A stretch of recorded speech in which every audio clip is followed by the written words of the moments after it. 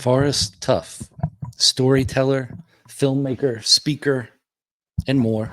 Thanks for being here. Where or when did you discover that you liked storytelling? I think I was a kid, TR.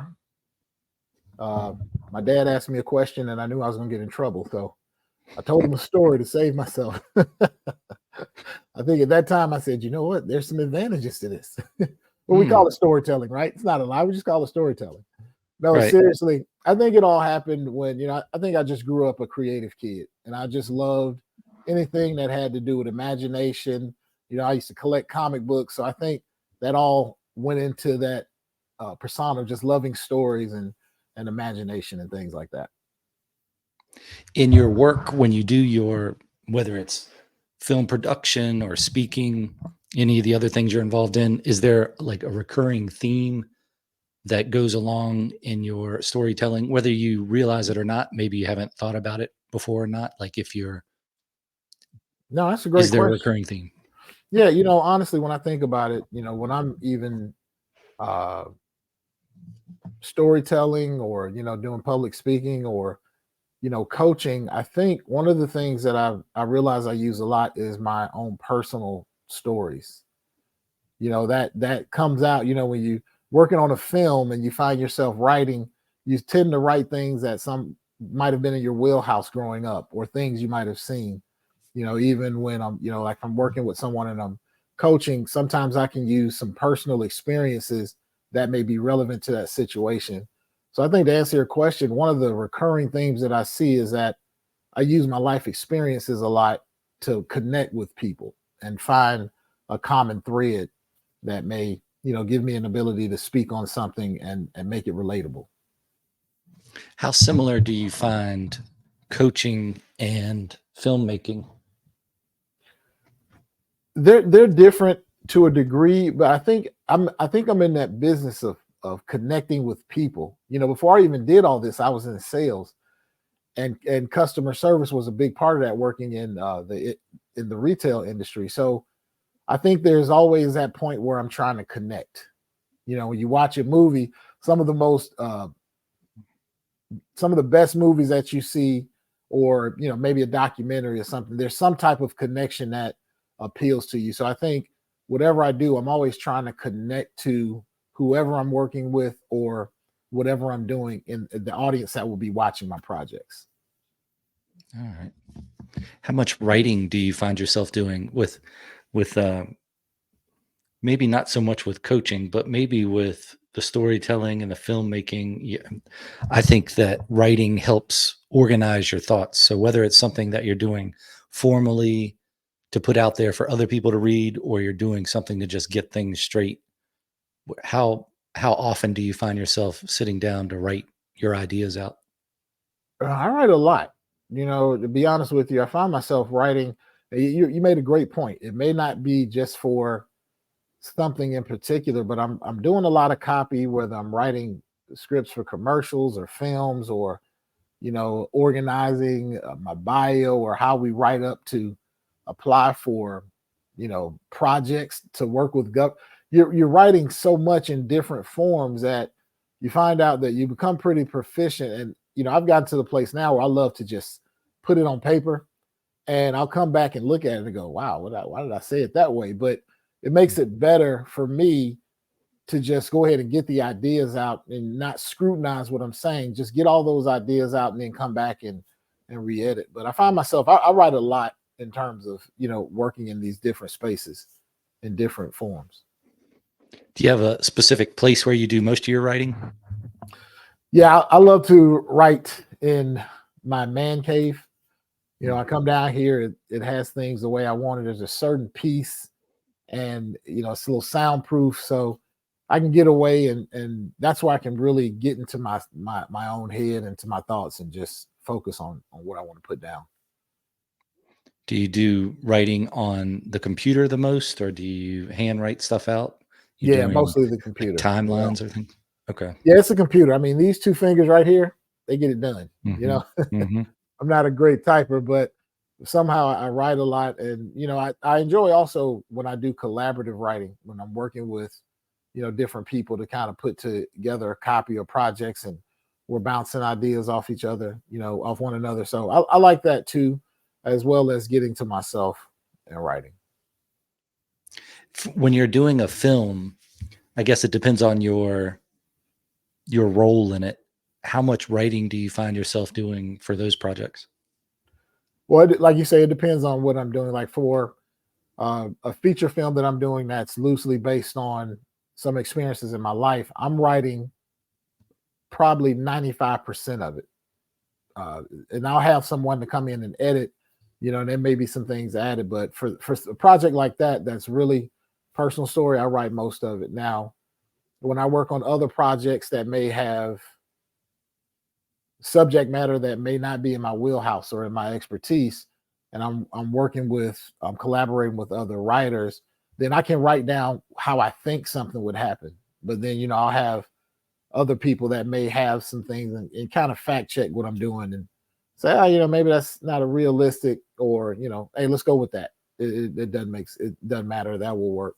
So I think for personal projects, I do most of the writing, but on other projects, I'm usually working with the team. When you're doing the film writing, do you write it up in a script form? Are you using that format, or Yeah, how I'll do you jump write on that? a final draft, and I'll just Mhm. write in final draft. I'll do everything. I've gotten used to just working in that space. Saves me a lot of time to come back and have to reformat it. So I'm used to working in that when I'm working on film projects. Do you find that script writing has taught you things that makes other writing better, or is it just a different part of your mind that's doing each one, or do you find it helped your other writing? Yeah, I think it has some benefits. It's interesting when you're doing, and you seem like someone who understands this. When you're writing in different genres, there are different tones, different functionalities of compiling a story or putting it together. So there are times when, you know, th- there's a certain freedom I can use with writing a feature script. I can get into these parentheticals and these subplots and all these different things. Whereas sometimes when you're writing maybe a copy for a commercial, it doesn't have this much depth. It may be a straightforward, let's get to the point, let's have these listeners if it's a 30-second spot.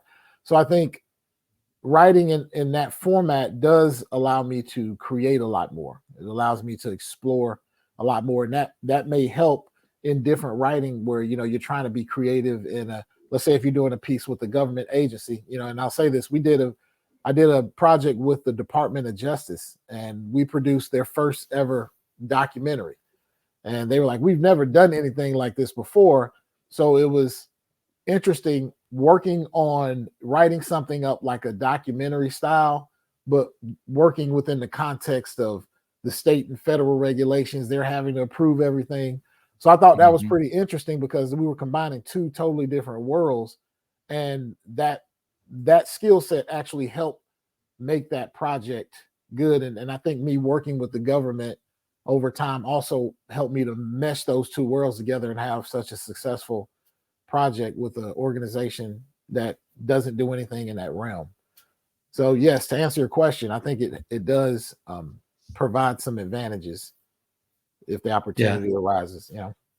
I found it gives you a lot more. Well, the different types of writing gives you different focuses. So if you've written fiction or reports or essays or whatever, and then you start learning script writing Mhm. or just practicing script writing, and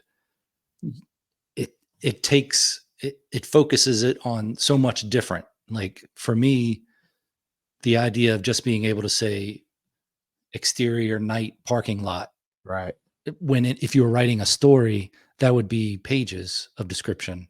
And now you're just, okay, now what? So you have to focus on the like the dialogue more and those other things Absolutely. that make the elements of telling a story.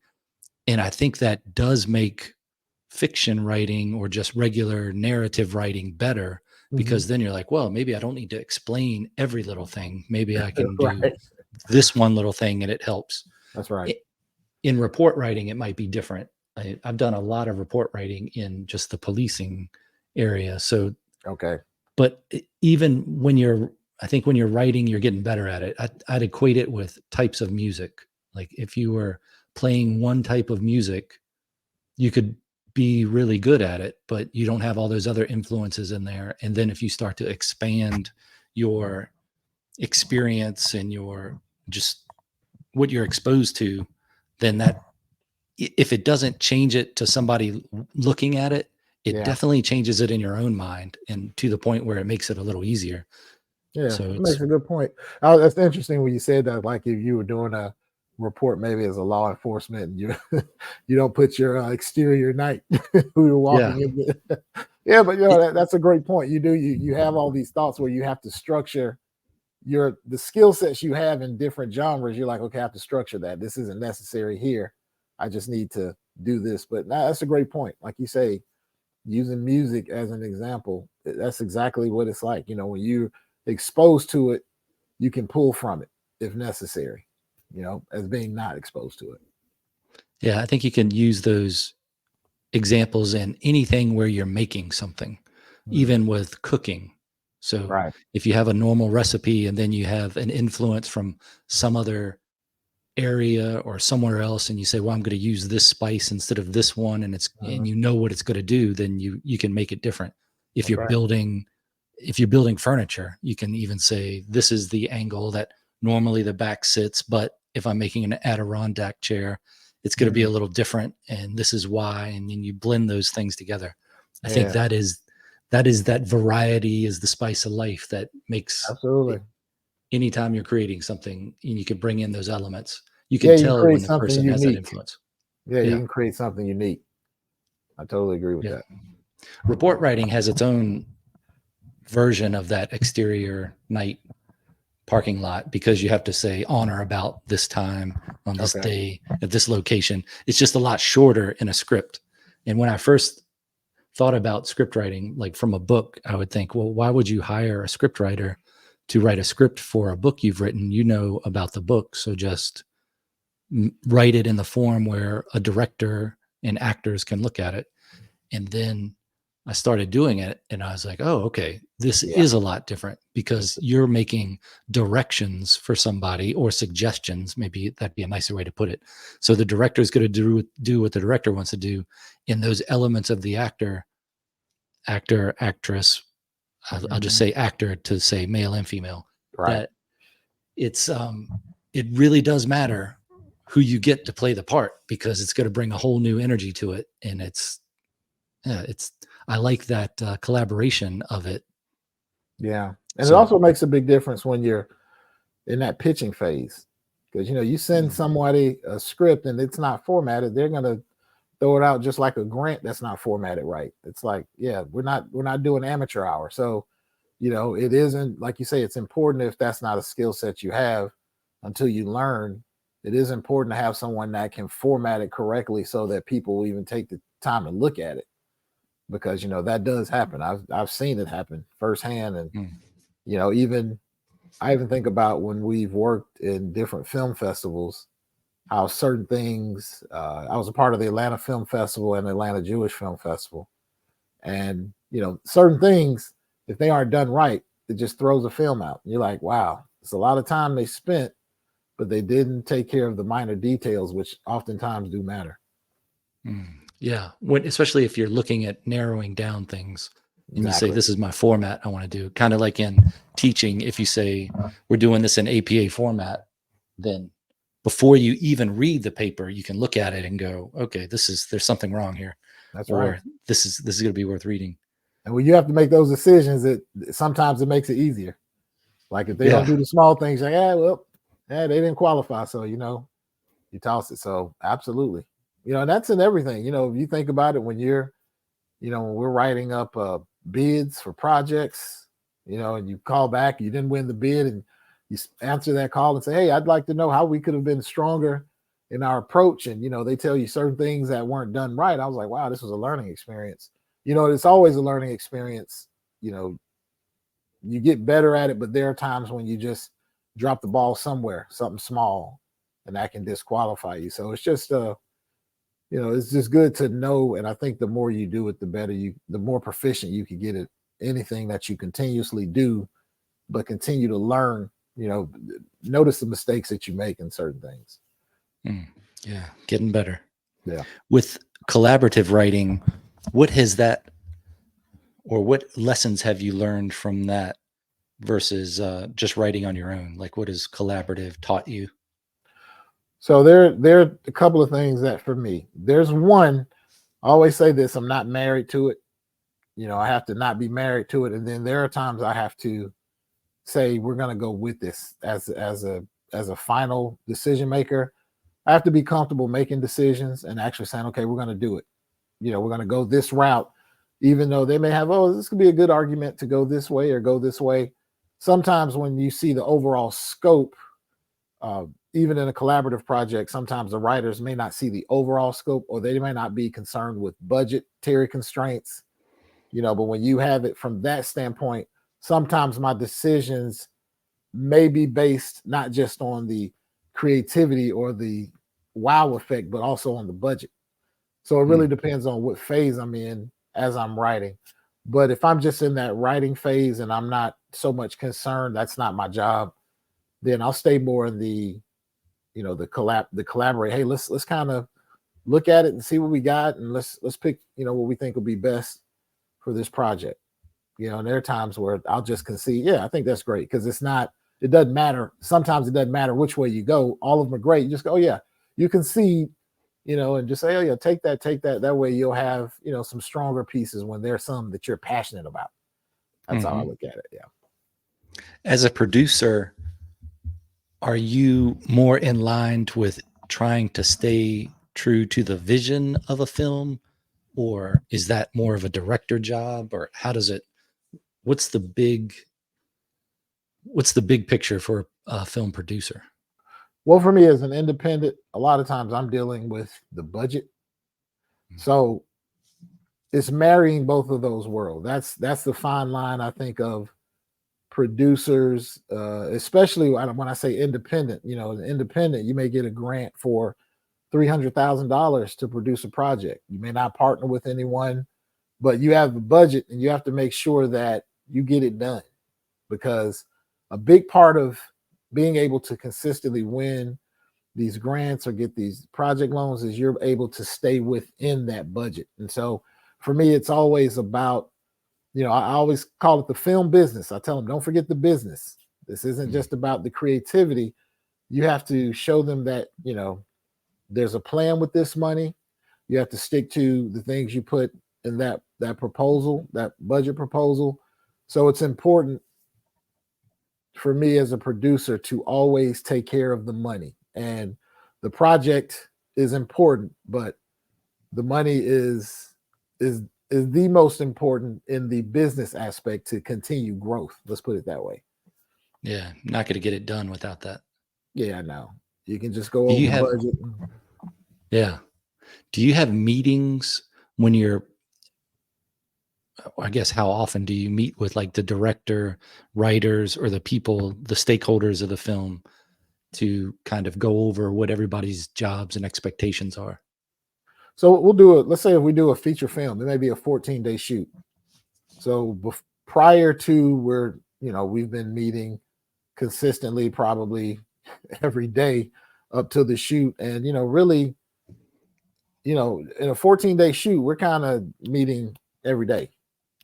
We're staying on top of it. We're not letting anything slip through the cracks on my watch, because I want to make sure, especially with the director. um, you know and this is interesting because one of the things that I pitch to directors is that my job is to have only your personal interests. If you're the person who received the funding and you're hiring me to do a job, I don't have an allegiance to the cinematographer. I don't have an allegiance to the director. I have an allegiance to you, because at the end of the day, it all falls on you. They're going to look at you and say, "Hey, why did we gave you this money? What happened?" So I always tell this person, my allegiance is to make sure that you have a film at the end of this project, that it runs smoothly, and that your best interest is protected. So with that being said, we'll keep on top. We'll have these meetings. on a daily basis, just to make sure that everybody stays on the same page within that, that 2 week time frame. And then we figure it out after we have all the data collected to How go into involved post-production. how involved do you get in things like the daily operation, like the I don't know, they're called the call sheet and the shot list and things like that. How much as a producer are you involved in that? Well, when I'm working with the AD, they'll send over, and I'll ask preliminary questions. If I have any concerns, I'll share some things with them. But I kind of let them do their job, and I'll look at it and I'll make some decisions. Once again, if I see something that may be a cause for concern, budgetary wise or scheduling, or if we have some conflicts, then I will interject and say, hey, here's a alternative way that maybe we can get this done. I'll always be a part of that process, but allowing them to do it, and as anyone proves that they're competent at making certain decisions and they're cognizant of what it takes to get it done, then I can back off a little bit more. But I'm hands on if I need to be, and I'm more just oversight if necessary. If you're competent at what you do and everything lines up. Does the vision of a film does that lie mainly with the director? Like what the film is trying to accomplish, or just to maintain its consistency throughout? Is that the director's job mainly? Yeah, in terms of, yes, the storyline and the actors, yes, the director has the majority of input in how they create this, how they take this script and bring it to life. Once again, if they want to do something off script, that's when they have to talk to me. They want to go, hey, well, we want to do this, and we think this will be great for the film. I have to step back and we got to take a look at it and see how is this going to affect the budget and the timeline. Because those things matter a lot of times when they're in that creative process. They have an idea, but that idea could throw the shooting schedule off an hour or 2 hours. So we have to make sure that if we deviate, that's when I'll probably get more involved to see where we can do it, or maybe make some time up. And that's where we work with the AD team, the assistant director, the team, to see if we can recover some time. So it's more of an organic process. I'm not making these decisions solely by myself, but I am,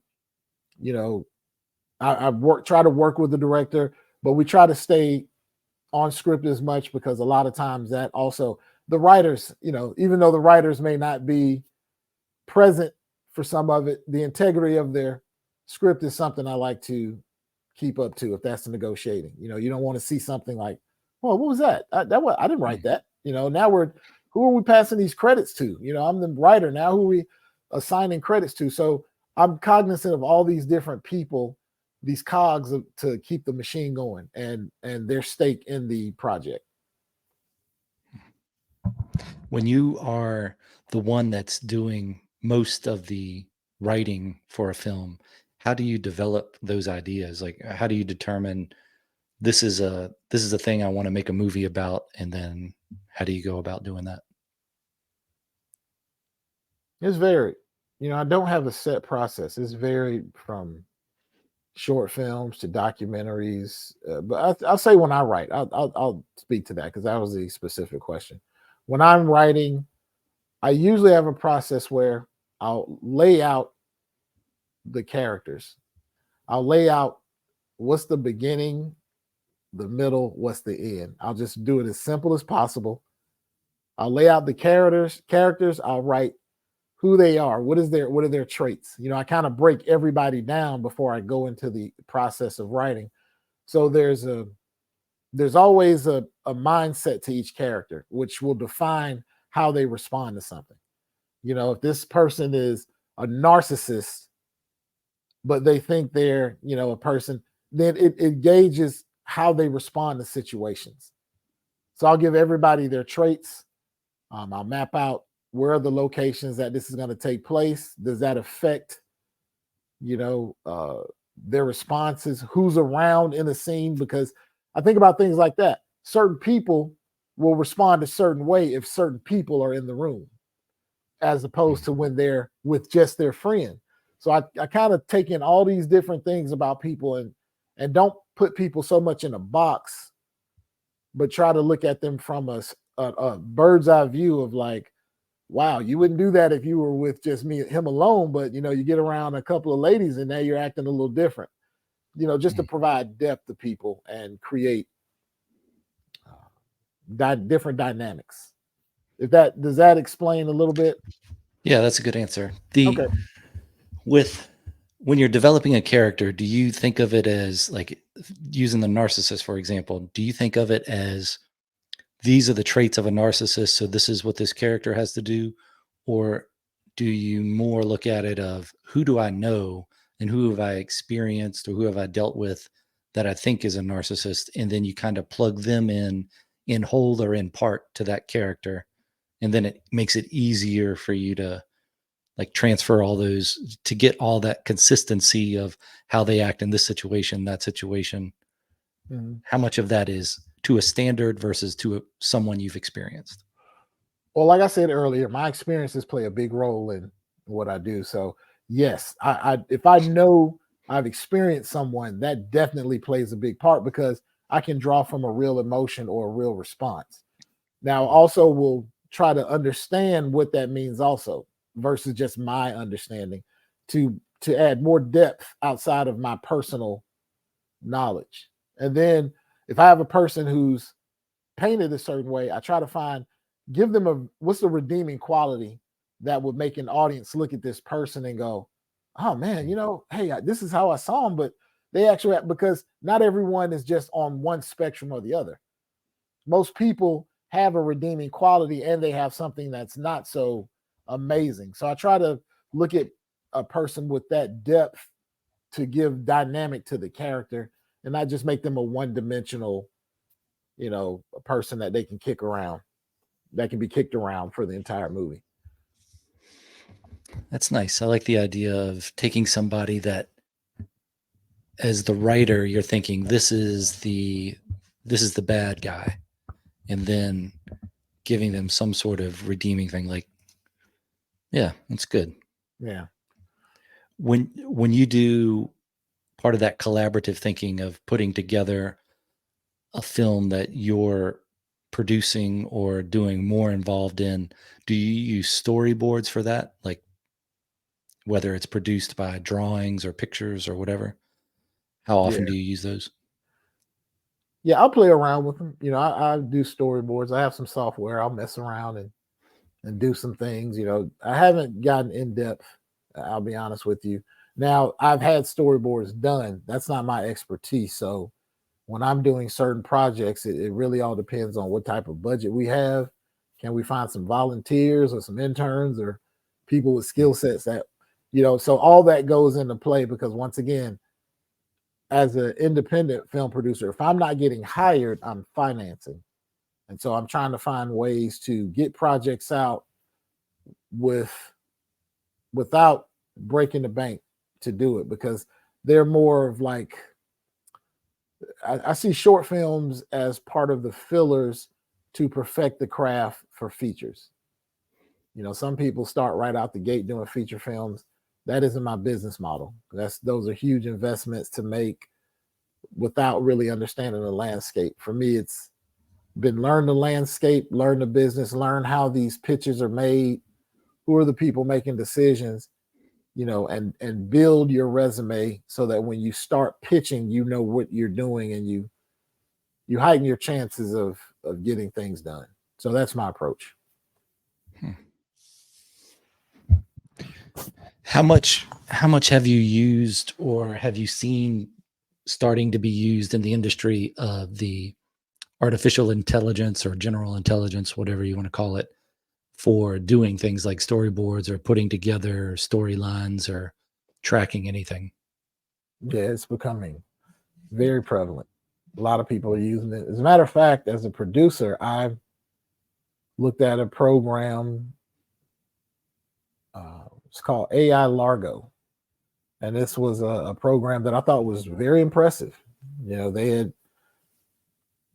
They said I want a grant to be a part of this program, and what it does is they have I think this is a company out of the UK. They have AI software that when you're putting together your pitch, it'll analyze your feature script and give you breakdowns of it'll give you a breakdown report of actors that will be good for this script of, or better yet, locations or other movies that are similar that have had success financially. And that makes a very good pitch when you have that level of information to go forward. So I think it's a great program. It's something that I probably will get more involved with as I finish my personal feature. But I think it's a great look because there's so much detailed information and things that you might overlook. So I think it's good, and I also think it, eventually will, cut jobs. Mhm. That's the thing about technology. It does cut jobs, but it creates jobs for those that are technically savvy, and writers, they're going to just have to learn to evolve. I just think, with the way times are, you just really have to evolve. There's no two ways around it.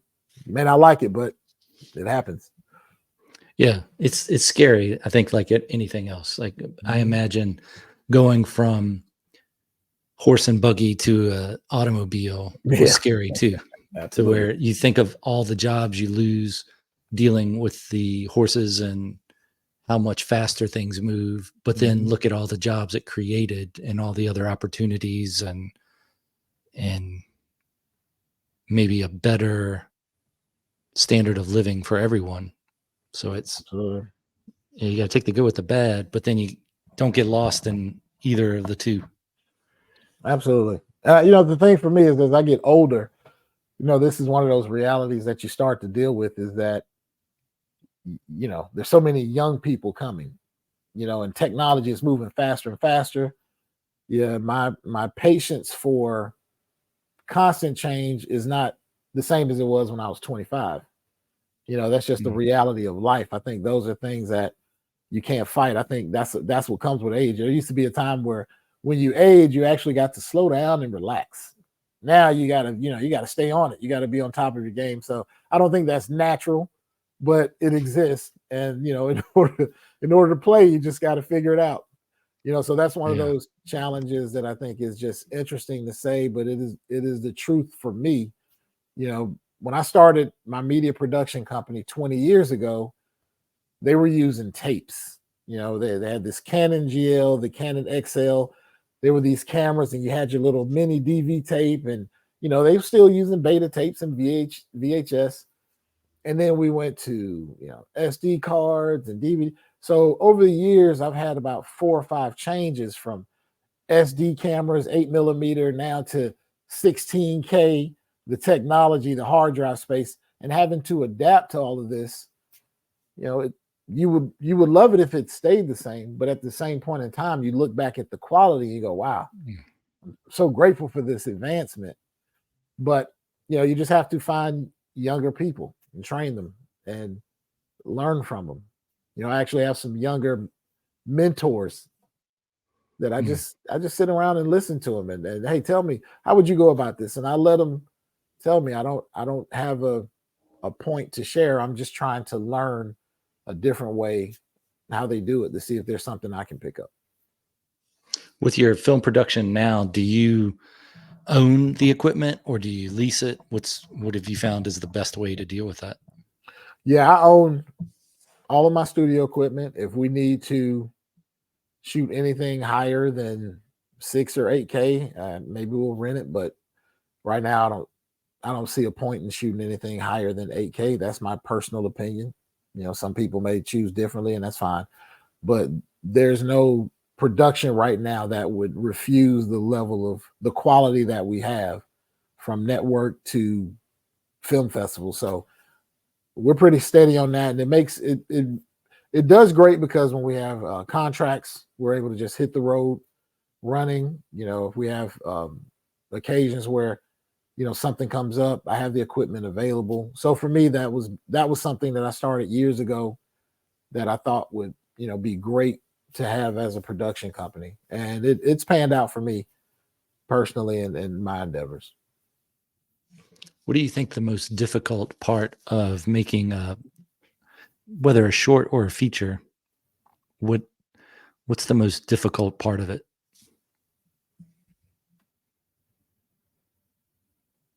Getting everyone's schedule. I think that's probably the biggest thing. You can't control the environmental factors.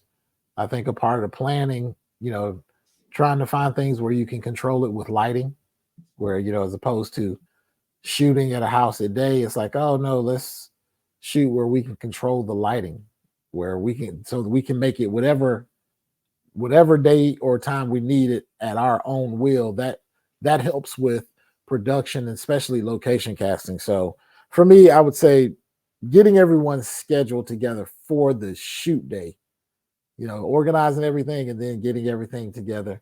And then of course you plan and plan and plan, and then something always goes wrong. It never fails. But that would be it for me. Hmm. Thinking about not the films that you make, but maybe it does affect it. What elements do you look for in films that you just watch, that you're looking at as a, I wouldn't say customer, but just, a fan of films? Yeah, just watching films. First of all, the films that I love, I love sci-fi. I love those Lord of the Rings. Hmm. I'm a big, Star Wars guy. I love movies like, and I'm big on action. So I'm a typical guy when when my wife comes in, and she needs to work. I'll tell her, go to the back, or I'll go downstairs because I need the volume blasting. And Mm. you can hear all the gore and guns. So I love action movies. So I love action. I love great action. I love good dialogue. I call good dialogue necessary for the story. However Mm. you phrase that dialogue, as long as it fits and it's necessary for the story, I mean, I love it. There have been certain movies where the main character has very few lines because that's a part of their mystique, and I actually love that they don't talk a lot because they just get it done. I'll give you a case in point. What is his name? John Wick. Hmm. Yeah, he doesn't say a whole lot. He says what's necessary, It's true. but what he does is he entertains you with everything else, and you're like, this is what I'm here for. So that's a good example. John Wick, great storyline, uh, great action, necessary lines, nothing Okay. unnecessary. Nice. Do you see in the films that you make, do you see those elements crossing over, or when you're making a film, are you in a different mindset? Yeah, I'm trying to um, get it done. And once again, here's the weird thing about it. Sometimes I am under such a financial crunch that some of the things that I'd like to do, I just can't. Mm. And that's the part. That's the part that I understand, which allows me to get so many things done, so many shorts, so many projects done. Is that I don't get caught up in what I can't do. I'll just focus on what I can, and I'll say, okay, I like this. I'm not as excited about this, but you know what? Let's get this project done. We can move on to the next. There's more things to do. So I think for me, I hope as I continue to grow, I'm able to create the types of movies that I love to watch. Okay. What do you find the most effective way of getting your thoughts and vision across to someone else that you're working with? The storyboards have been very helpful. Storyboards have been very helpful, but I think too, just communicating, just even to the point of, especially if I'm working with the cinematographer, just understanding their skill set and their eye, and just asking, hey, how would you handle a situation like this? If I'm saying this, let's do some examples of how you would do that. So for me, it's been just communicating with them and respecting the craft of what they do, but also getting an understanding of one another. So when we're on set, there's more of a symmetry in terms of how we actually work together. So that has been my process that I've had success with. What are some of your favorite shots and setups for film? Okay, so I'm a I'm one of those traditional. I fell in love with the opening drone scene when you fly across the city. That was such a high level look for so long in Hollywood. Mm, And so when I finally became a licensed drone pilot, everything I wanted to do was get that shot. I'm flying, getting my license and permits to fly. So that was a pet peeve of mine. So in several of my films, you'll have those opening scene shots flying over the city, or you know, just aerial drone shots. I was enamored with those for so long, and so I became a drone pilot in 2017. So that was huge for me. Another thing that I really like is this. This is a weird shot, but see, I used to watch a lot of kung fu movies, a lot of martial arts movies growing up. And they used to do this one shot that I always thought was interesting. The person would walk into the camera, they would completely fill the camera, and then when they come back out, they're walking away from the camera. It's almost like they mm. walk through the camera.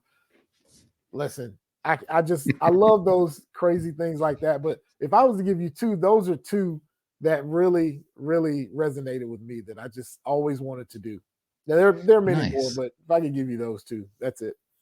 Yeah, they're to be appreciated. Is the that opening landscape shot or the is does that have a name? Like in the industry, if you were to say, like on your script, you have, how would you describe that in a line? Yeah, I probably would have um Mm, aerial. How do I phrase that? Some aerial. Wow. like aerial night at whatever height, aerial night 500 feet or from 2,000 feet to 500 feet, Yeah, zoom in. it'd normally be no higher than three, I would imagine. But yeah, I don't really put a so because most of the times I'm shooting it. So that's probably why it's not been such a big uh thing about getting the right uh, depth on the shot. I know it's been one of those things because the only aerial pilot I've dealt with is myself in these in terms of shooting it. I know what I'm looking for. So it's been Okay. certain shots that I know that I wanted. So that's probably why it's not coming to me so much, because maybe I've been just put aerial shot and it's something that I figured out for me when I'm doing those actual scenes. Yeah, there's some great ones that I can think of that, like the opening of Prometheus is when it's going through either maybe it's a primordial Earth or some other planet, but it has the wide Oh yeah, panoramic it may be just aerial. building. Yeah, And it's when I saw that the first time in the movie theater, I was really excited. I was like, "Oh, this is going to be great. If this is a taste of the cinematography to come, this is pretty great." And I like the movie all right, but that opening for me really stuck in my mind. And then you think of other shows like just like Miami Vice. What would it be like if you didn't have those things? And what could it be like now with the drone versus the helicopter and that's right. Magnum PI and anywhere where when I was a kid and I remember my grandparents saying, "Well, I like that show because of the scenery," Mm, whatever the show was. And I remember thinking, "What? What are you talking about?" But now I'm older and I go, "Yeah, I do like watching the big bounce just because of the scenery." And then I right. think of all the other things that I like just because of the scenery. So it's maybe that's just the taste maturing or developing. And wow, yeah, I do like that shot. And then the enter exit shot, that's a good one too. Well done. Yeah, it creates, that drone shot just, we're talking as a film enthusiast long before making projects. It always spoke to professionalism, big budget. You know, Mm, you're a little fish, but you want to be the big shark. You want to create the illusion so that opening precedent, that shot sets the precedent for your film. mm.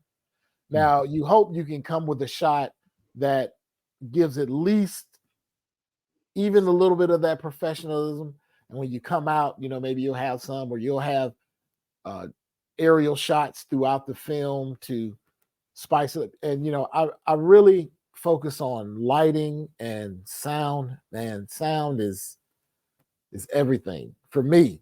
Sound is Mm. everything, because a great picture with terrible sound, it immediately speaks amateur. It's just immediately speaks amateur. But those type of shots always just gave me a sense of watching something professional, to your point. So Yeah, I was it's just, outside of your own experience because as a kid, you're imagining these things, yeah, and whether you're flying your Transformers or your GI Joe, your Legos, whatever, you have that in your head of, oh, this is great how I'm point. doing this, That and is a then you great get to point. put it into a film or see it. Yeah.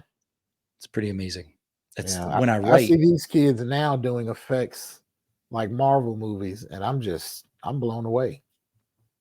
They create these, they'll have these shorts where they'll make superheroes and they're doing all the special effects of these movies. And I'm just thinking, these kids are amazing. I think production will be in good hands. They have they have the technical stuff now. Now it's just a matter of getting them to understand or embody the story aspect. And I think a lot of that for certain generations was because we lived life in a different way. We lived with people. So the human connection of telling stories was because that was our reality. Whereas, now there's a human connection, but it's also told through a lens. It's told through a camera. That's their life. Their life is actually through a camera. So a lot of times kids aren't playing outside. They're playing video games with people in other countries, not their friends sitting right next to them, talking smack and have a good time. So they're creating a different reality, but they're still dealing with the human connection, just not as much face to face as we were, as younger kids, I think. So I'm excited to see how it evolves or where it develops to. Yeah, I hope the essence of storytelling advances with the ability to capture those scenes that seem like you couldn't capture before, or just the effects, like the story keeps up with the effects. Yeah, Hope that's the case. absolutely. With your coaching and public speaking and leadership things, how did you get into the public speaking part? Public speaking came from actually having a business, and I was asked one day, I think it was, I've been in business for several years, and someone asked me to speak at a business conference. And so I was used to sales, dealing with, a one-on-one, or but walking into a forum and seeing multiple people, it was different. It's different, how to structure my talk and what I wanted to say. And, I'm not pitching them and getting them to buy something. I'm trying to inform. So at that point, it was a little bit challenging. And I decided to get involved with an organization called Toastmasters back in 2017. I started my journey there. I had already been paid as a professional speaker, but I felt, if I'm going to get paid, I want to be able to live up to that. So for me, it was one of those things that I wanted to really hone my craft. And as I continued to grow, and I joined an organization called the National Speakers Association to understand the business aspect. So it's just been an organic process over the years. With Toastmasters, I became something called an accredited speaker. They have two designations. They have one that's the world champion of public speaking, and that's more of a contest. This is where a person, speaks in front of other Toastmasters, and at the international convention, they do a 7-minute talk and they become the world champion. An accredited speaker has to already be a paid professional, and then you have to speak. You have to do 25 different engagements in front of non-Toastmasters crowds, and where you have to be paid to speak.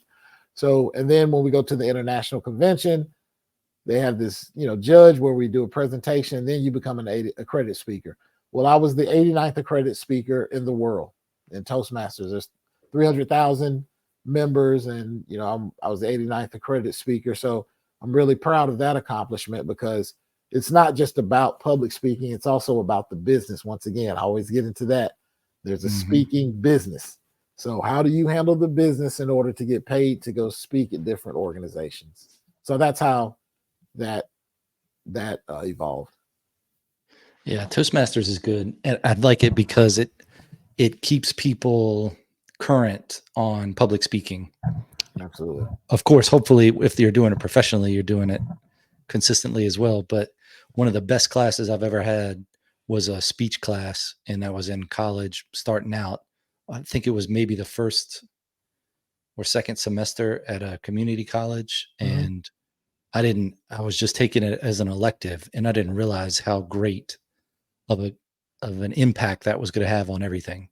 Not Wow. just talking, whether you're at an interview or just getting your thoughts straight in your head and then talking to somebody else in a regular conversation or Mhm. public speaking, that it's one of those things where you could take that probably every 5 years or more, or however often you needed it to hone those skills again, or to remind you of the things you do that aren't the best for public speaking, that get in the way of the message, whether it's the thinking words or the how your hands are moving and all that. It's just and you have to have a teacher that's willing to tell you, that's not going to try to say that was great and then move on. But really, our speech teacher, when you would say in the Mhm. back of the room while you were giving your speech, he would go so you're like, oh good gracious.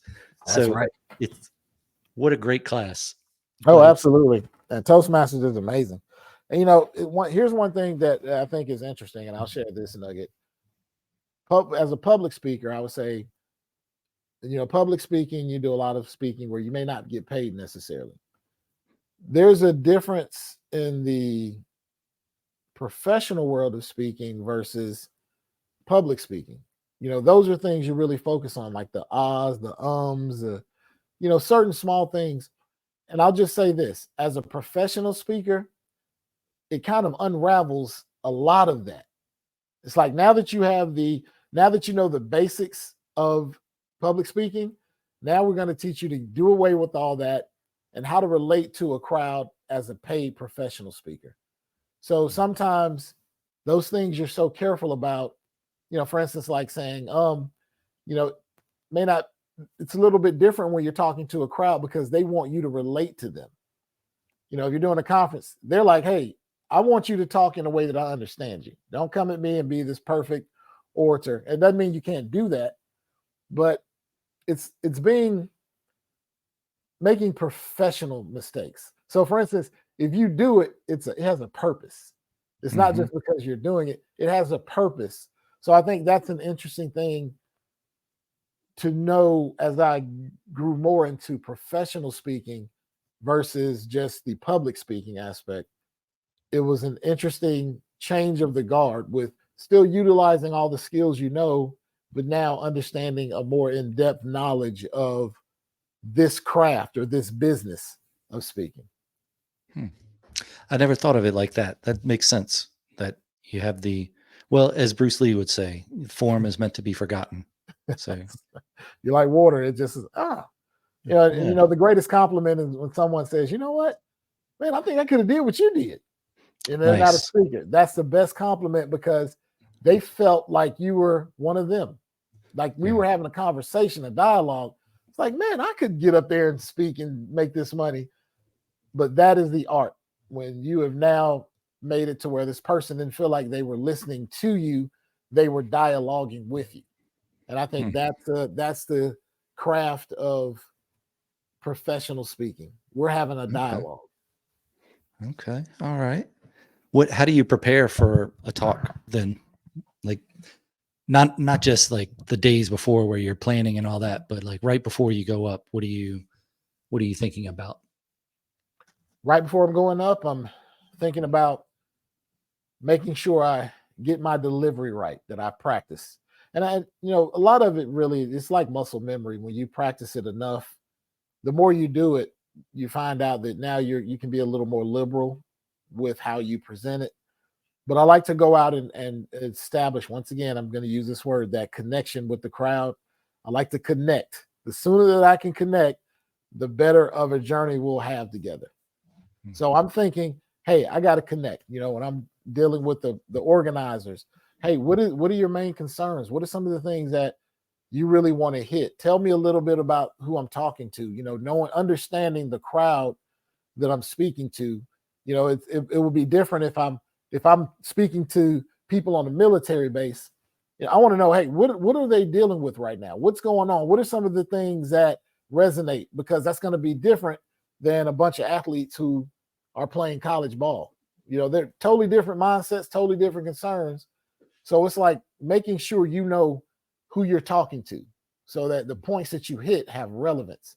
And that creates that feeling of, okay, yeah, this person gets us. We're having a dialogue. Yeah. So that's kind of where my mind is going into it and my preparation for delivering.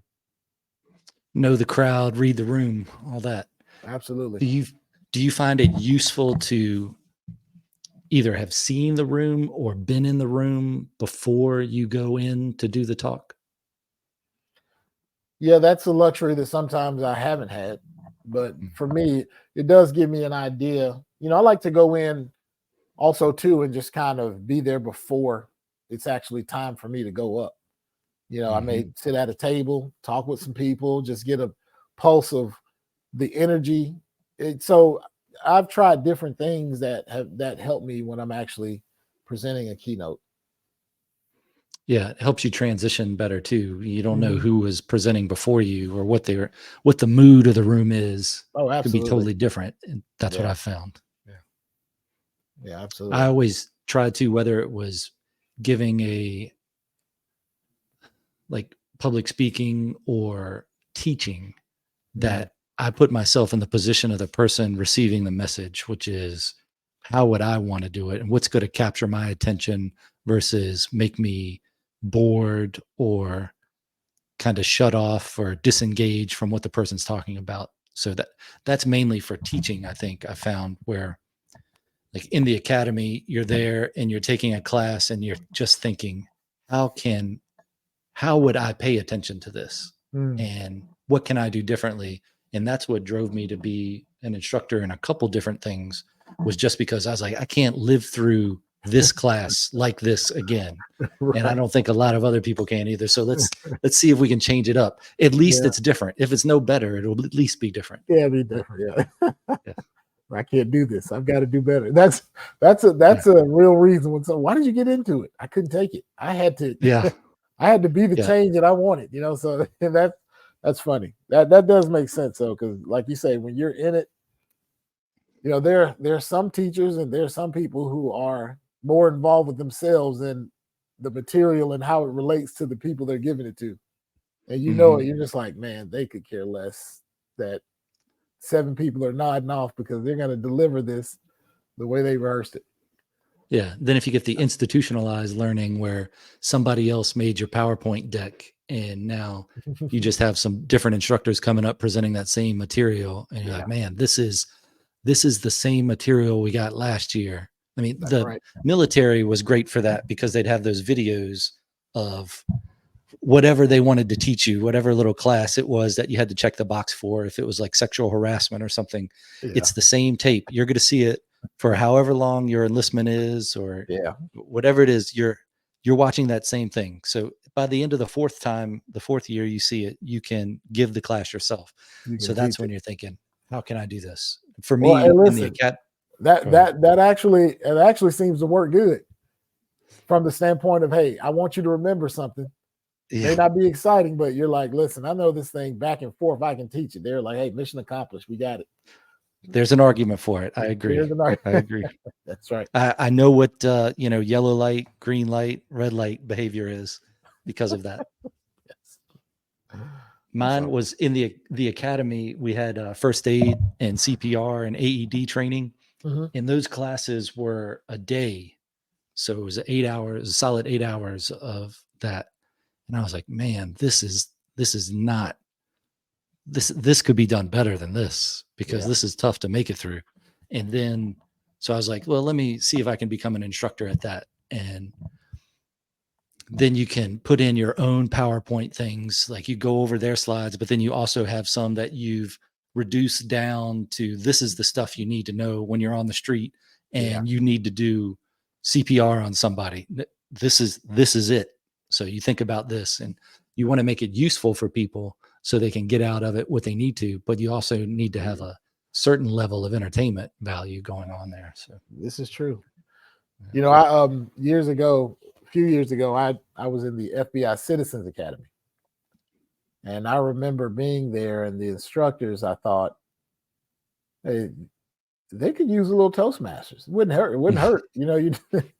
So I actually helped them start the Toastmasters Club in the Nice. FBI, the Atlanta branch of the FBI Citizens Academy, the FBI branch in Atlanta, and it was great. It lasted for a couple of years, but right after the pandemic, some things shifted and Mm, some priorities mixed, and I think the contact for that club had to move in a different direction, and so the club disbanded. But I was thinking to myself, that was an interesting. It was an interesting pitch. Number one, to get them to entertain it. But I said, hey, listen, you all are working with a lot of leaders and orators. I said it'd be great if your instructors. I know a lot of what they do isn't speaking, but hey, this is an internal thing. It's a corporate club. It's specifically for you all, and it'll really boost their confidence and make it more engaging for the people that mm. are attending.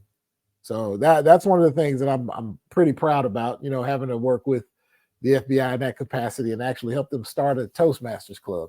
I only thought about Nice. that when you said about how you started being instructing, you could add your own slides. I was like, oh man, that's right, they did. They started a club. So yeah, that was a pretty good story. Yeah. It goes back to that communication. And I would imagine as a writer, a filmmaker, a creator of anything, that you're trying to communicate something, whether it's through visuals or sound or whatever, that you have to get the point across. And what's the best way to get the point across? How's a picture going to speak to somebody? How's a film going to speak to somebody? Absolutely. It's it matters. Absolutely. When you do your public speaking topics, how do you decide the topic that you're talking about? Do you get hired or asked to come talk on a certain thing, or do you get to choose kind of the topic, or either the topics within the topics if you don't get the whole thing? Yeah, actually, I've had all of the above. Yeah, when I throw my own conferences, you know, my own little workshops, of course, I create the topic and I'm letting people, hey, let me show you how to work in Georgia's multi-billion-dollar film industry. I can Mhm. make it as whatever I need to do to advertise. If I'm working with an organization and they have a theme, they may have a theme for the conference. And when they kind of create the concerns, I'll let them know here are some talks that I have, and does any resonate? Sometimes I'll have something that resonates. Oh, we like this, do this one, or I'll create something specifically for them. I'll use, parts of material that I have, but create something that speaks specifically to that organization. And then of course, once you put in the research, once you're doing the research about the topical things, I make sure I include a slide with a bar graph. It makes me look Mhm. educated. Oh, he's done some research. He has a Nice. bar graph. Yeah. But Nice. that's how we come up with it. It's mainly material that I have and information that they give to me to help me put something together that speaks to them and make sure that the conference planners, that the needs that they want addressed are addressed for their people. Nice. If you can squeeze in one of those aerial panoramic shots into it, it would probably be good too. People I like those love it. things. Yeah. They would love to just see a drone coming. It would just be exciting. Yeah. Loud buzz, but then there's the For doing a public speaking event, how do you, or what are some of the things that when you walk out of it, you go, okay, that was successful? Like they can't all be zingers, but how do you, when you leave and you're like, yeah, I think that went well. What are some of the it's so things you're looking interesting for? because I think the one thing that I've learned, this isn't talked about as much, but what I've learned is that different crowds take differently. Their responses are different. It was something I learned from speaking to a crowd that was all Asian, a crowd where everyone's black, or a crowd where everyone's white, or maybe they're a mixed crowd. It's like understanding the dynamics of how different people interact with you. And it's something that, everyone thinks, oh, all humans are cookie cutter. Absolutely not. They take different. If you go to, and I'll give a case in point, if you go to a Southern black church, there's going to be a lot more emotion. There's going to be a lot more rhythm to how the preacher speaks to the congregation. And you can go to a different church, and I'll say, for instance, what is the huge church? Joel Osteen. He's not rhythmic. He speaks calmly. He shares a message, but he gets the same level of response. So I think that's one of the things as a speaker that has been one of those growing areas. I've learned to really read the room, and I'll start to notice different mannerisms and expressions and how people can really appreciate. I remember I spoke to one audience, and it was a lot of corporate business people. And so during the talk, a lot of them were quiet. It's really quiet. But they were listening. That was how they listened. There's no emotion. There's no hoop and holler. There's no clapping and cheering. They came up, hey, that was really great information. I was really, really surprised. That was really great information.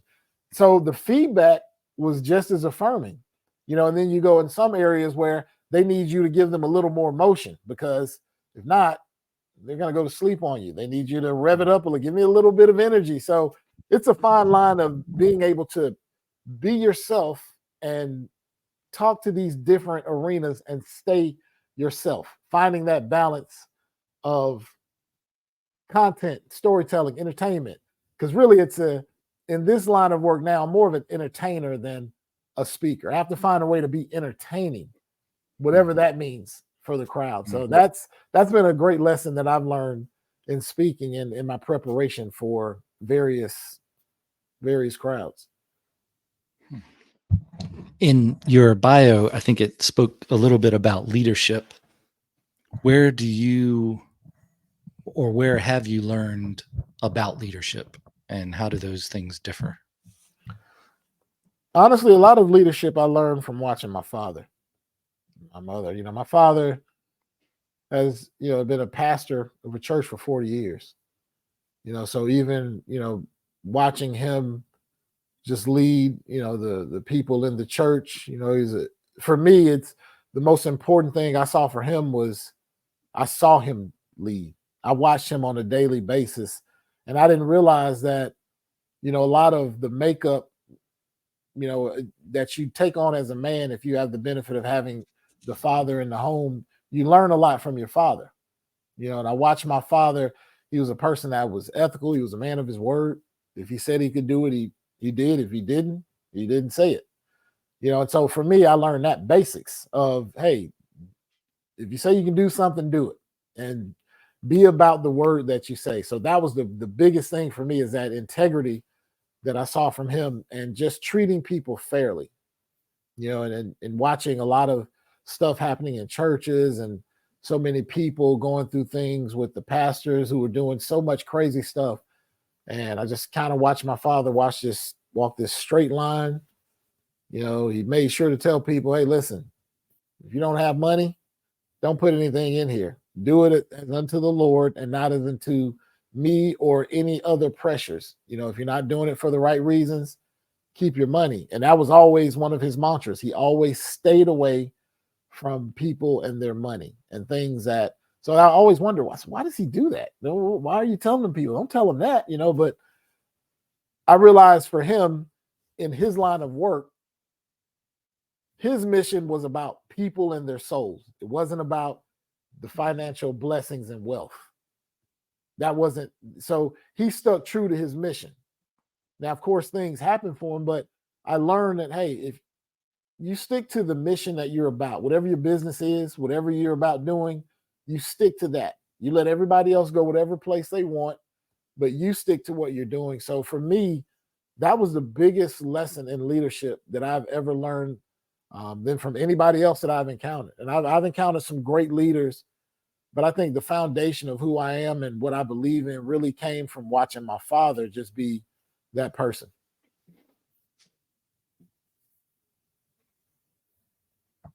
It's good. You got to have a good base, and it definitely helps when you're younger to see it rather than if you have the good base and then you build on that, you can know the difference between good and bad. I think for Absolutely. me, family and the church were the big ones at the beginning too. Yeah, And then you go through just work experience or your friends, I guess, experiencing life and absolutely. then seeing good and bad leadership. Like that's Oh yeah, that'll definitely that listen, yeah, we could go on a soapbox of the different levels of leadership that I've seen over the years, but you're absolutely right. There's so many things. You're right, that was a great foundation. My father was a foundation, but over the years seeing so many different things of, terrible bosses and good bosses and just trying to find a place that fit your personality. And you go to these training sessions, and even with that, I'll say, I do leadership development. I always try to find some type of training to stay, relevant in terms of how I perceive things. And it's just interesting um the way topical things change, things that are, this is the focus this year, this is the catchword, this is the focus within, and you're trying to make sure you kind of adhere to it. It's finding that balance, finding the balance, and it goes back to stand on something or mm, fall for anything. mhm. You have to be about what you're about, and when you're there, have grace, be kind to people, love people, but stand for something. And that's just kind of where I've landed as a leader.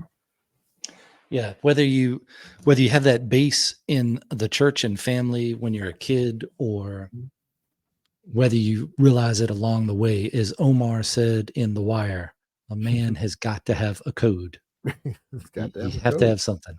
Absolutely. And it's, I think that's one of the big things that is the issue with society today is those values, that moral, that moral line isn't defined for a lot of people. And you got to have the code. You got to have that foundation. You have to have it defined to where if you have a moral value when you were a kid and now it's different, it might be a little different, but Yeah. if it's a huge difference, then either something was wrong when you were learning that or something's Mhm. wrong now. But that moral code shouldn't shift so much that it's unrecognizable. Yeah. I think social media, in my opinion, social media and its whole cancel culture, it has a lot of people, on edge. And, everyone's trying to be an influencer and trying to appeal so much to the masses. And I think that can be problematic to where you stand when you're trying to appeal to masses. You're trying to make everyone like you. And I think that's just something you have to be okay with not achieving. You have to Mhm. know that, honestly, as far as social media goes, I use social media as a platform for business. I'm not really, I don't consider myself an influencer. I'm not putting out content, trying to make people laugh or really engage to that degree. And so I understand what comes with that, though, because you put out the one video, you'll get 100,000 likes, and then the next one, you'll get 50,000 terrible comments, and it's like, Mm. okay, I'm trying to juggle. That's a big emotional roller coaster if that's what you're trying to go after.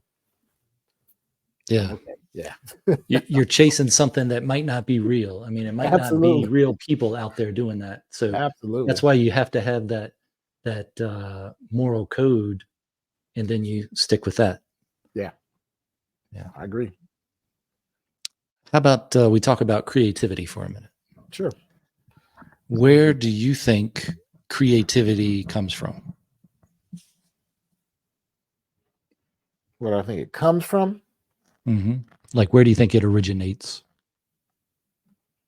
I guess maybe you'd have to say, what do you think creativity is, and then be able to define it. Like here's an example. When I think about creativity, Okay. I think of it as something that is manifest within us because of our experiences and ideas. And then I also think of it as something outside of us that presents itself or affects us however it does, whenever it does. As the Romans would have said, if you did something, they would say that's genius. But Yeah. nowadays, we would think that person is saying that you're the genius for doing it. But back Right. then, my understanding of it is they were observing something that was done outside of you through you, Right. and that's the genius. The genius is to put in the religious thing that we're the instrument, not the hand. So Oh, absolutely. it's Absolutely. I mean, what do you I'll say the best creation ever was this universe. There's nothing more creative than the universe. We still don't understand it. We don't understand the human brain. What a genius, what somebody like Elon Musk maybe uses 12% of that. I mean, the genius is in the creation. So I absolutely believe that the God that created all of this, for me, that is the ultimate creativity. And I really do believe we're just vessels. How we choose to use it for good or evil. Hey, that's something maybe we'll have to be responsible with somebody if that's what you believe in. I believe that what I do is a direct correlation to the seeds that I plant in this earth. And so for me, I like to use the creativity that God has given me to actually uplift humanity, to uplift people, and to create things that will benefit humanity. That's how I look at creativity for myself. So I try not to create things that will um, cause dissension among people, or in my aspect, turn a people away from God. That's something that means a lot to me. So I like to use the gifts that He's given me to produce something that, if you work for a creator, I would say even on a job, if you were hired by a person that's a brick mason, and they look at you and they look at the work you've done and they see the homes that you've built, the quality of home you built, and he looks at you and says, hey, you know what, you were one of the best hires I ever had. The work that you've put out represents me. That's kind of how I look at it. So in my spiritual belief, I believe whatever I use my hands and my mouth to give to the world, I think that the day that I have to answer for my life, that I want to at least have something that is indicative of the person that was using me to put something out. Why do you think that some people seem to embrace creativity less than others? I think there's life situations, upbringings. People are born under different.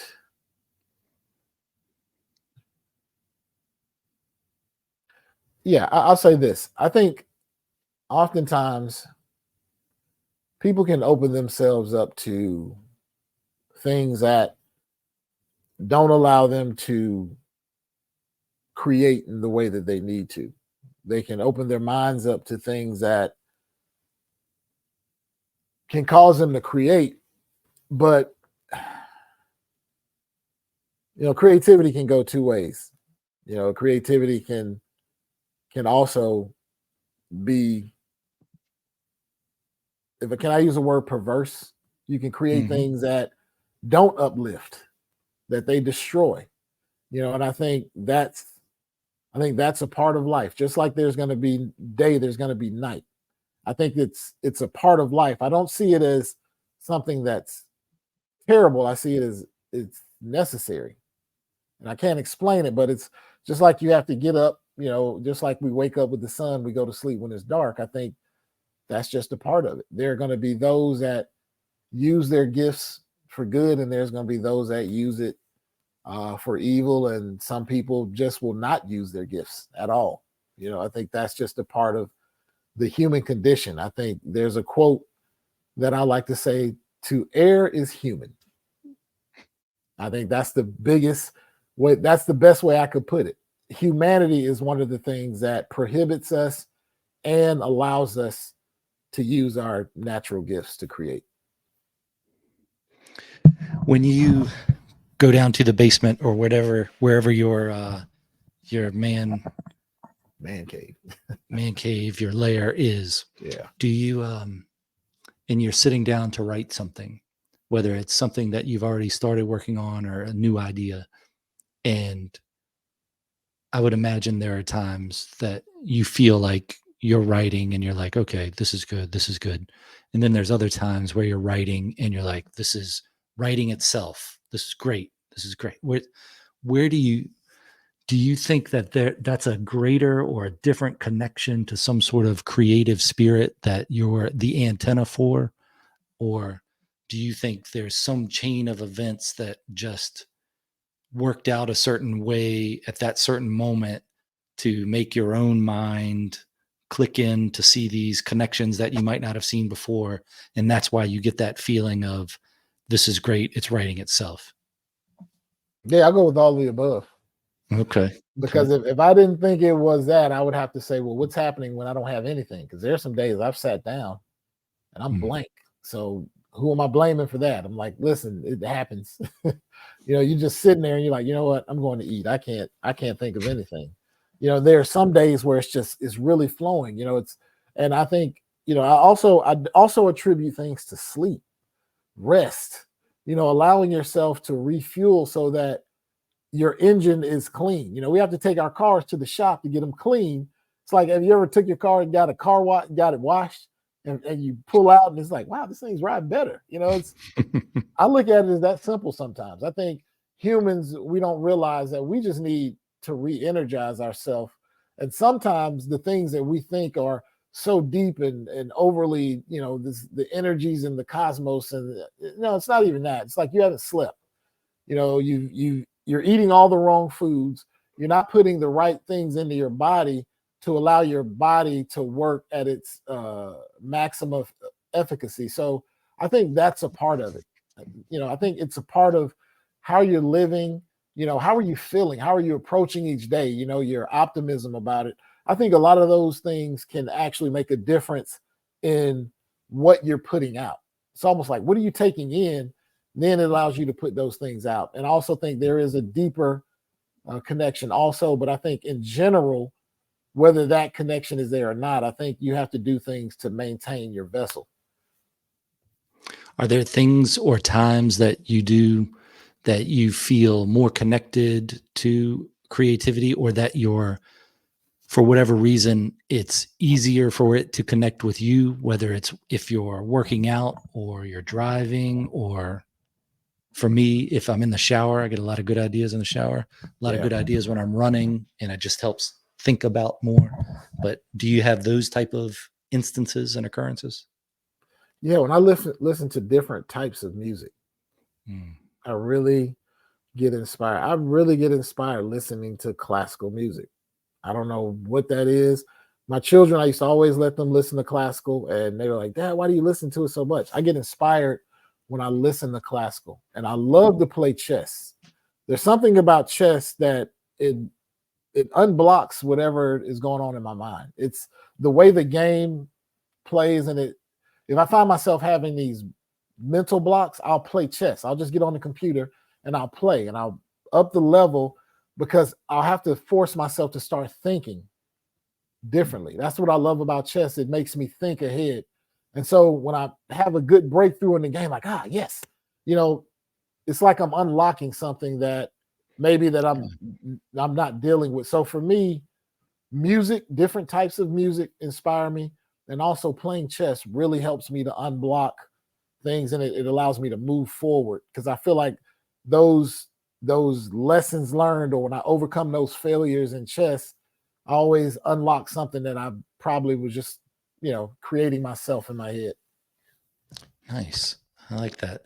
When you're doing your thinking about when you're writing or when you're doing setting up a film, do you also choose music as whether it's ever published that way, but kind of your own personal soundtrack for a thing you're working on? Do Absolutely. you? Yeah. Yeah. I moved to a rhythm. I wish I had my own theme music. when I walk through the Mm, door. I always joke with my wife, when I walk in, I wish I had some theme music. But that's how I feel like I live in a kind of rhythmic world in terms of the things I do, because I am in a creative space. I am in that speaking space, and when you speak to a crowd, and if you get in a rhythm, whatever that crowd is, you can just tell that you've synced, and you're like, yes, mm. we're doing good. So yeah, those things really, really help me when I'm creating in that space or writing. Nice. So when you're going down there to your man cave and you're preparing to do some creative venture, do you set time aside for that?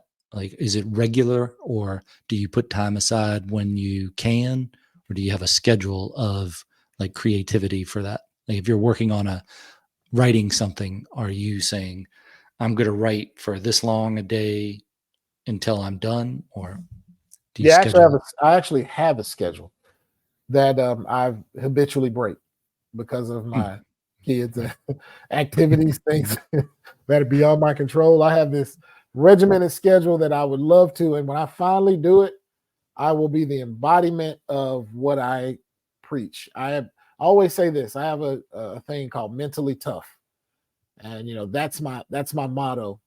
But I always tell people, I give them a disclaimer. Listen, I'm not Goggins. He's one of one. I said the truth is, if you're good at five things, there's that sixth thing is the one thing that's going to be your challenge area. That is the reality for most humans. So when I'm up here, I'm not preaching at you as if I've completely made it. No, there's something that I'm lacking in, but this is the formula that's going to help me overcome it. And that's just the reality of life. I'm very regimented on a lot of things, and that's why I think I'm able to accomplish a lot of things. But I also give myself grace because I know I falter at times. Or I just want to say, you know what, I'm not doing this. Let's go swimming. Let's go have a good time, hmm. or I'll just do something else. So I try not to beat myself. I try to give myself grace and enjoy life as much as I actually enjoy trying to create and be about the business of making things happen. Well said. Well said. And that I feel like if you haven't already, you got that mentally tough thing going on with the, Forrest Tuff. So Yeah, there we go. it's, And it's definitely got it's definitely it's spelled connected. tough, TUFF. The mentally tough. Yeah. That's a book that's coming out. So it's kind of my Oh, okay. Good, yeah. good. When are you looking at having that out? I want to have it done by the end of the year. That's my goal. Okay. Is this your first, is it a Yeah, like this is a my first. manual or a No, this is my first adult book, as I call it. It's my empowerment book. Something okay. I'll take with me when I go do talks. But I'm already a children's author. I've published a children's book and did really well. I was a finalist for the Georgia Author of the Year award when I Nice. published a book. But I had a good run, doing a lot with the schools. But it started to take on a life of its own. And next thing you know, I'm thinking about producing characters and commercials, and yeah, I had to pull back because that was going in a direction that I didn't initially want it to. Is that book available on like Amazon? Yeah, it is. It's called Things I Like 3D. And it's under my pen name, Horace Forrest. All right. Yeah, I'll so get the link for that. Do you have an Amazon authors page yeah, set up? yeah. Okay. I'll get that and put that in the show notes, Sure. the link for it. And then your other one by the end of this year will be Yeah, out. Is that that will be out. under the Mentally same tough. pen name, or No, you that'll doing be a under different name? me, Forrest Tuff. That's Okay. the other one was, it's for my kids. I tell them all these crazy stories at night. They were like, "You should write a book." So, we kids motivated me. I did a book, and that's why, like I said, it almost got out of hand because they were so enamored with the book, and I made it a 3D. It was reversible. So one side you put on the 3D glasses, it's in 3D, and of course I know the Nice. kids are going to lose the glasses, so you flip it over, and you can read the book in just full TD 2D color. Okay. And Full they were 2D. what was that? I like the full 2D. Yeah, the full TD 2D. But it worked. It was fun. It was fun. I had a good run with it. But this is something now that's more in my wheelhouse that I think I'm invested in and putting out. Nice. Yeah. Well, what's the best way for people to follow your work? I think if you go to my website, forresttuff.com, and that's Okay. Forrest, ForrestTuff.com. 2 R's, 2 T's, 2 F's. You can find all of my social media accounts and anything else that I'm involved in. It's on that site. Okay. I have that for the show notes as well. So if Okay. people didn't get a chance to write it down or forget it, they can click straight onto it. Absolutely. What a great conversation. I really appreciate your time. And do you have any thoughts in closing or anything that we didn't cover that you wanted to cover? No, this has been great, man. It's very different podcast. It's very thoughtful in how you structured it. And it's interesting when you meet someone and you're able to have a conversation about these things and learn. I learned listening to you, and just one of the skills that I think you embody for a lot of people is the way you listen. You engage, but you listen. That's one of the biggest, I say, the biggest keys to success. If most people will learn the art of listening, save you from saying a True. lot of crazy things, and being able to truly hear a person. And I think a lot of times, often, and this is something we do in coaching, a lot of times people can reveal the answer just when you let them talk. you know Yeah. so I want to say it's commendable, and thank you so much for having me on your podcast. I really enjoyed the time talking with you. Yeah. It was a great conversation. Thank you very much. Those, as I said before, those links will be in the show notes and hope people check that stuff out. I'll definitely add you as the Amazon author, both versions of your writing. So I look forward to that. Thanks. I'll talk to you on the other side of this musical exit.